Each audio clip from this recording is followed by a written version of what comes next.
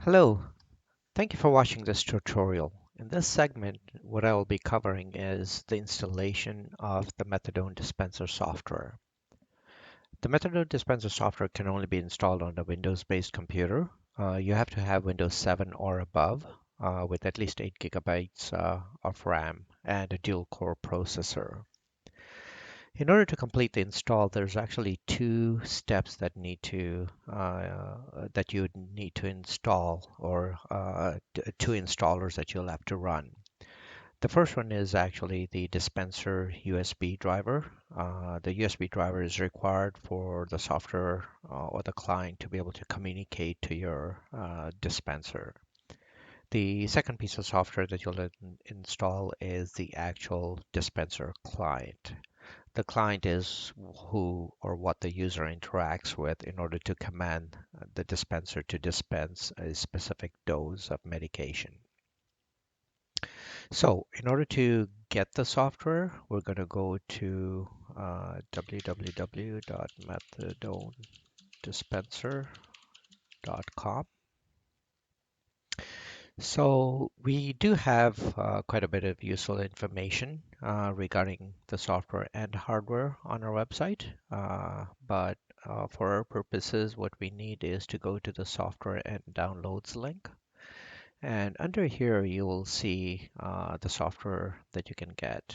So as I said, it's a two-step process. The first step would be to install the dispenser USB driver. And then the second step was to get the most recent version of the Methadone Dispenser client. So let's continue downloading this. I'm going to click on the download and save link and also do a download and save on the client software.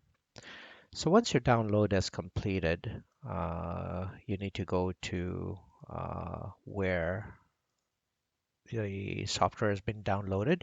And as you can see that the software is actually downloaded and made available as a zip file. So we need to unzip or extract these using any utility that you may have on your operating system. You can either use a Windows extraction utility. In my case, I have the 7-zip extraction utility. So the first thing I'm going to do is work on the driver. So I'm going to extract here. And upon extraction, you'll notice that we now have access to the executable, which is the actual driver installer. So I'm going to double click on this.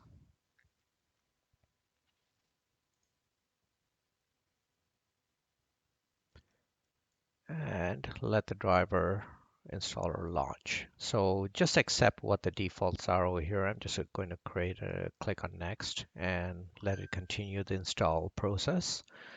Upon completion, there's no prompt or anything, so a lot of users call in as to being confused why it hasn't, the window hasn't closed, but you'll notice that you'll have the complete or the completed um, text up here. And once you see that, you should be okay to just close the window and the driver has been completed. The next step is to actually go and set up the client software. So I'm going to extract this. And I'm going to double click on the dispenser setup.